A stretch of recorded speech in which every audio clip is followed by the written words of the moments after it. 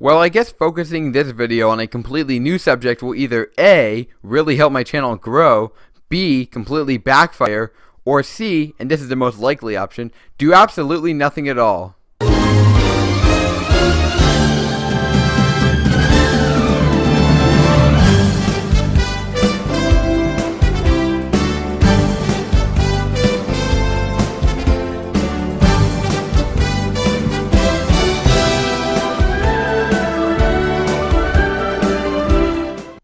Hello everybody, MACK here, and today I'm going to talk about Disney's California Adventure. When it comes to rides, Disney's California Adventure may not have quite as many classics as Disneyland Park, but the ones that are amazing are some of the best in the entire resort. And today, I'm going to count down the top 5 of them. Before I start though, there are a few things I should get out of the way. 1. This is entirely subjective and is my opinion. 2. I'm only counting rides that are currently operating. And with all that said, let's get started. Number 5. So right off the bat, I'm going to admit that figuring out which rides would go on this list and in which places was mostly pretty easy. That is with one exception. This is because there were a few rides I was considering for the number 5 spot. In the end, I decided to pick Soarin' from my number 5. Soarin' Around the World in particular, as in 2016, Soarin' Over California closed to make way for Soarin' Around the World. For me personally, the concept of Soarin' sounds like something I wouldn't even like very much. Being lifted off the ground some and essentially watching a video of iconic places from around the world on a giant screen, yeah, doesn't sound like something I'm looking for in a theme park.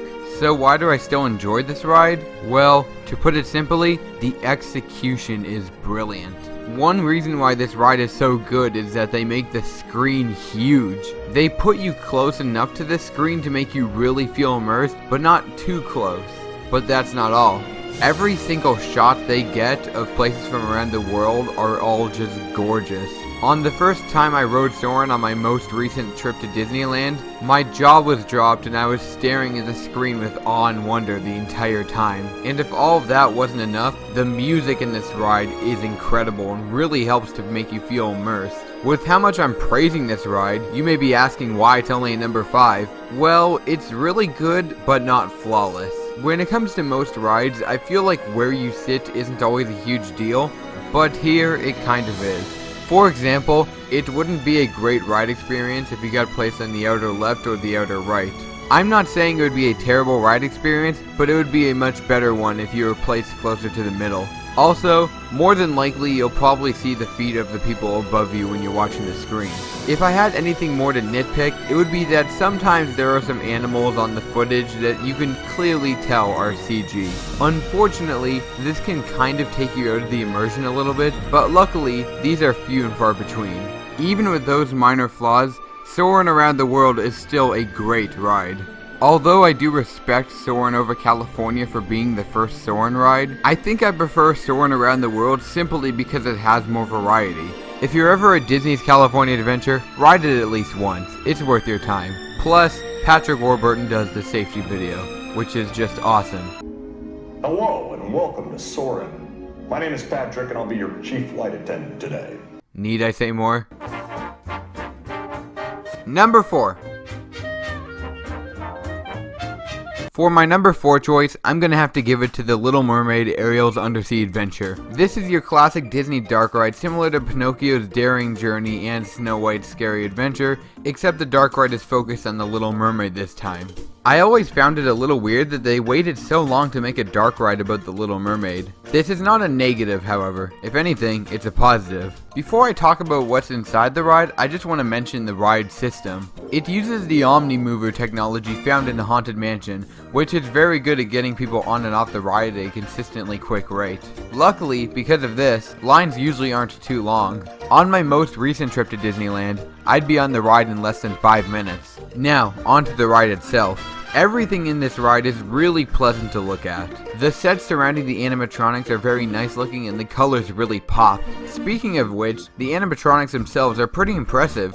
Okay, they're not the most technically advanced animatronics ever and they're not Disney's best, not even close. but you can tell by the way they look and move that they are very well made.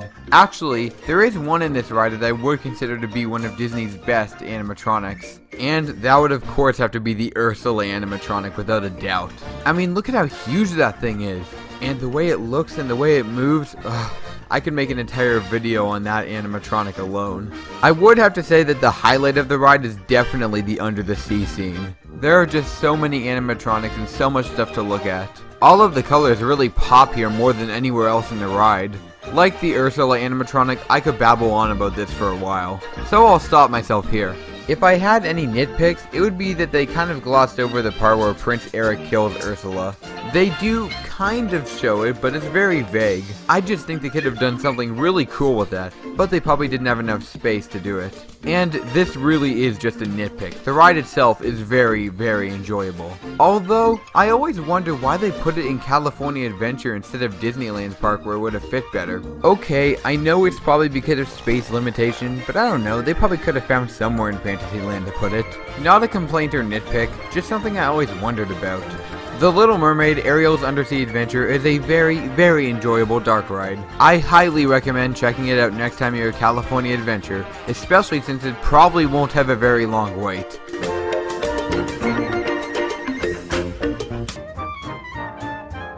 Number 3. Now that we're at number 3, we're going from the great rides to the amazing rides at California Adventure. If you ever told me that they were going to make a Disney ride a video game, I would have thought that'd be pretty dumb. Sure, I love video games, but I come to Disney parks to ride rides, not play video games. Yet, somehow they made it work with Toy Story Midway Mania. If there's one thing Toy Story Mania gets right, it's that, well, even though it's a video game, it's still a ride. You still get in a ride vehicle and it's still really immersive like the other Disney rides, basically shrinking you down to the size of a toy. I love how they even give the ride a little bit of a story, which is that Andy got a Midway Mania playset for his birthday and all the toys invite you to play with it. It's not much, but it's enough to get that tiny bit of extra immersion. So, with all that out of the way, how is Toy Story Midway Mania as a video game? Well, I'll put it like this. If I had to use only one word to describe this ride, it would be fun. This is some of the most fun I've had at a theme park. It is just so much fun trying to shoot as many targets as you can and get as high of a score as possible, especially if you have somebody riding with you. Competing against a friend or family member will definitely give you a good time. Even though the fun is the main draw of this ride, there's other things to appreciate as well. I love that you pull a string to fire your ammo rather than just push a button. The ride has you playing 5 different mini games, and what makes it so great is that each one has variety. In one of them you'll be breaking plates in an Army Men themed area, and in another you'll be shooting darts at targets in a Woody's Roundup themed area. And what makes this variety so great is that none of this feels out of place. This ride wouldn't be nearly as good as it is if it was just Woody's Roundup. I also want to point out that this might be one of Disney's most technologically advanced rides ever. When you pull the physical string to fire something on the screen, there is no delay whatsoever. And it's also a 4D ride, making the ride even more immersive than it already is. Not only does it make everything pop out because you're wearing 3D glasses, but it also has some physical effects as well. Not major ones, but sometimes you'll feel gusts of air coming out at you and stuff like that. Unlike the last 2 entries, I have no complaints about this ride whatsoever. So overall, Toy Story Midway Mania is an amazing ride, and if you're a California Adventure, ride it as many times as you can. Also, before I move on, I need to mention the amazing Mr. Potato Head animatronic. And he's not even in the ride, it's just there to entertain people while they're waiting in line. I just had to mention that because man is that an amazing animatronic. He's even voiced by the original voice actor of Mr. Potato Head from the movies, Don Rickles. 1 potato, 2 potato, 3 potato, 4, 5 potato, 6 potato, you're gonna score. 7 potato, 8 potato, 9 potato, 10. Be a hot potato. Number 2. My dear friends, this is the moment you have been waiting for. Rocket unplugs you and start things rocking. Now show me those hands, people.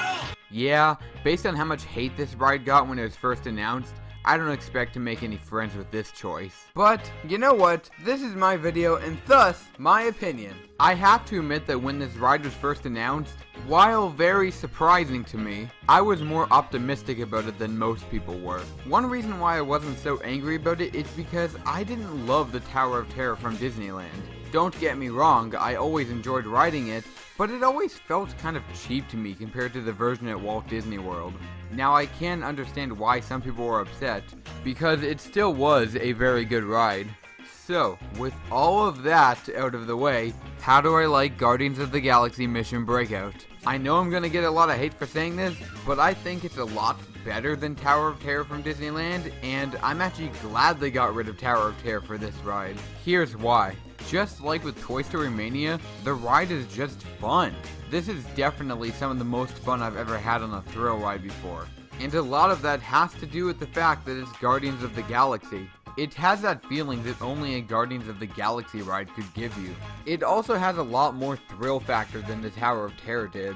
And it's not just because of the theme of Guardians of the Galaxy. It feels like you're going up and down a lot more often than you did on the Tower of Terror. But if I had to pinpoint the main reason why this ride works, it's the fact that Mission Breakout seems to work a lot better with this building's ride layout than Tower of Terror ever did. And before you ask, no. The fact that there was a better version of Tower of Terror at Walt Disney World doesn't affect my opinion at all on Guardians of the Galaxy Mission Breakout.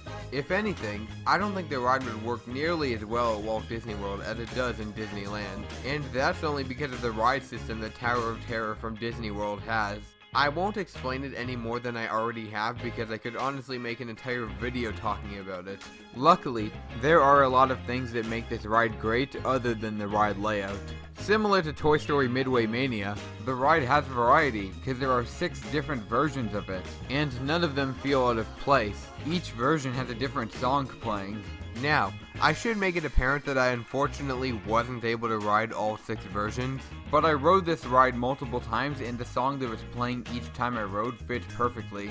Plus, each version has different scenes where you actually see the Guardians of the Galaxy, as in one version you might see them doing different things than they would in a different version. I also just love all the little touches they put in, and sometimes they even break the fourth wall a little bit. Like when you get to the very top and you're looking among the rest of Disneyland, Rocket will say that it doesn't thematically make sense how you're looking among Disneyland when you're actually in the Collector's Fortress.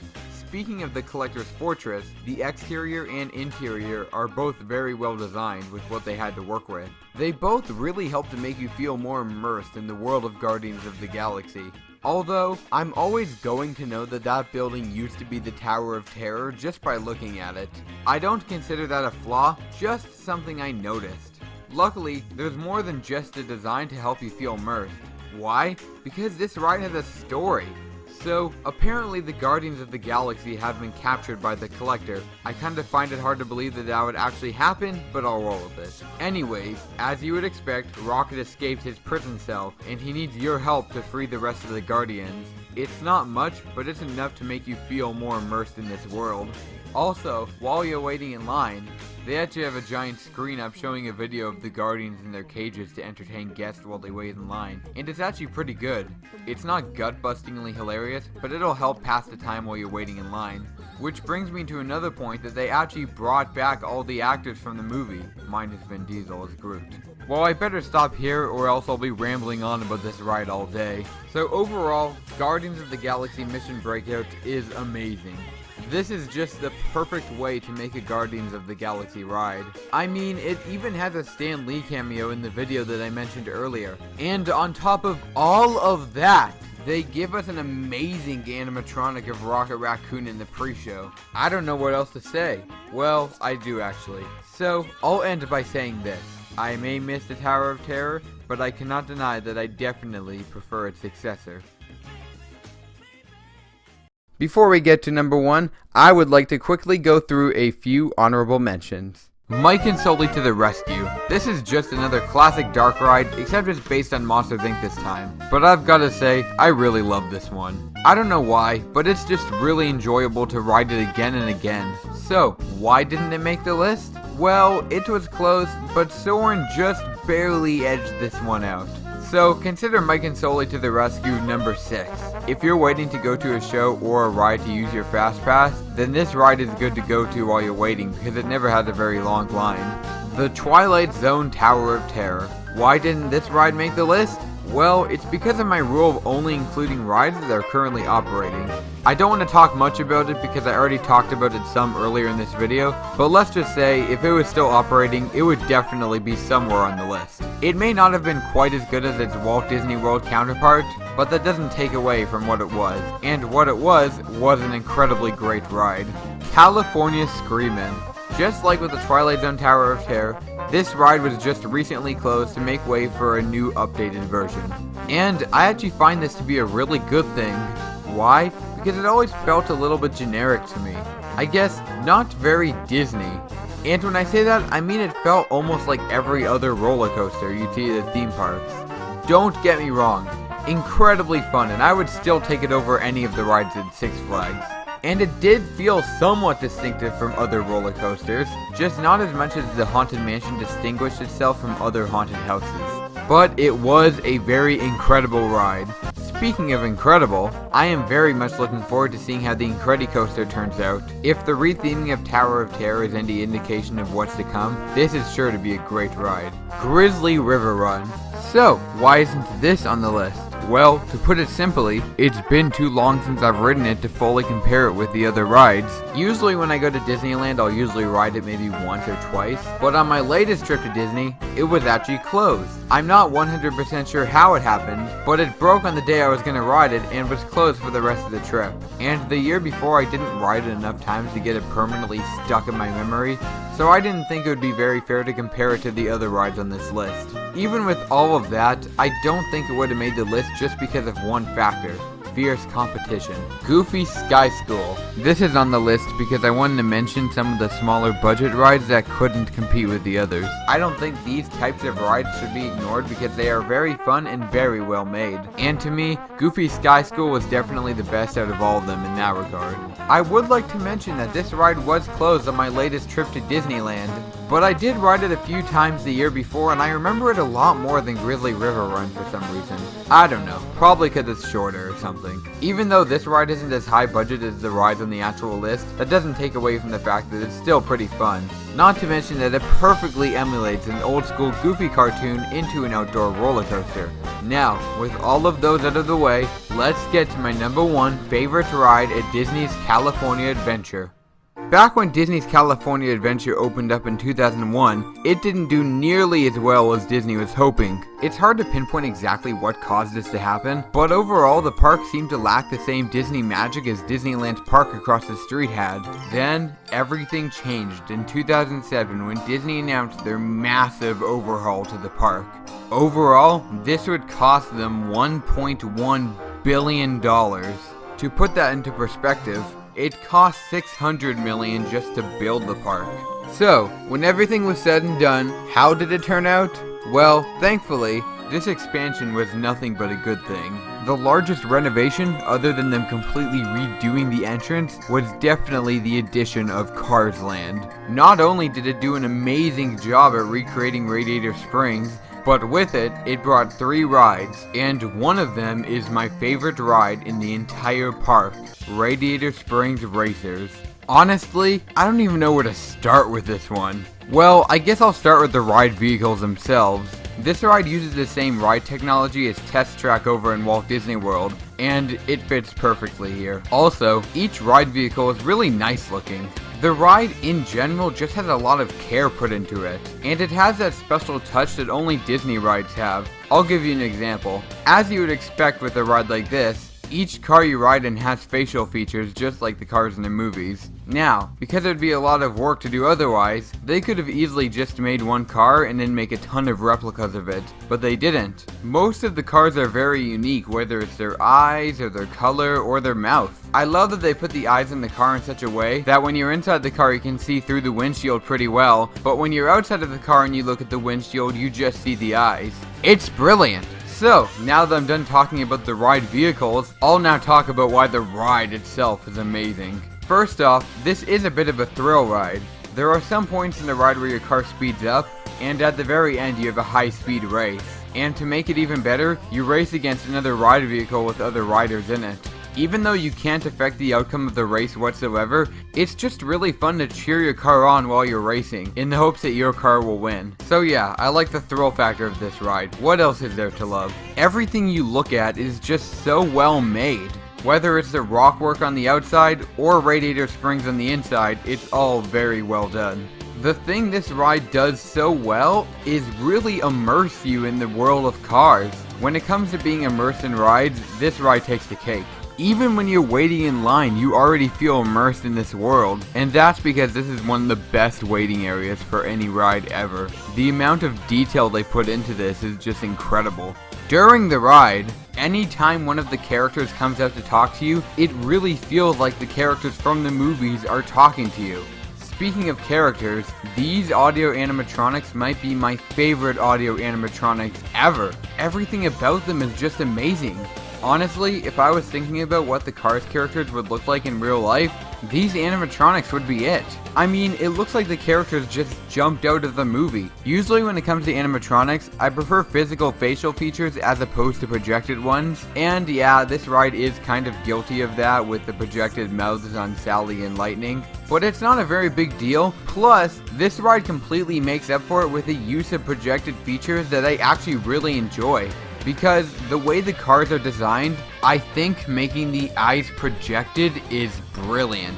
Since the eyes can move more freely because of this, it gives the animatronics so much more character than if the eyes could only move left and right. And I'm just getting started with how amazing these animatronics really are.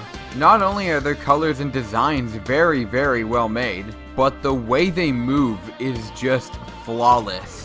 When they move the exact same way that they did in the movies. It's just incredible. Not to mention that the lip syncing is very impressive, especially on animatronics that have a physical mouth. If I had to pick my favorite, it would definitely have to be Mater because he has a physically moving mouth as opposed to the projected mouth that Lightning McQueen has. I don't know what else to say about this ride. It's just amazing. Because of all of that and more, Radiator Springs Racers is my favorite ride at Disney's California Adventure. Thank you guys so much for watching. I really hope you enjoyed the video. Please comment down below on what your favorite rides are at Disney's California Adventure. And if you've never been there, then comment on which one you'd want to ride the most. Please also comment on whether you like the idea of me talking about theme parks, or if I should only do movies and video games. And if you enjoyed this video, please give it a like, I'd really appreciate it. And subscribe if you want more content like this. This has been TC Mack, and I'll talk to you guys next time. Bye!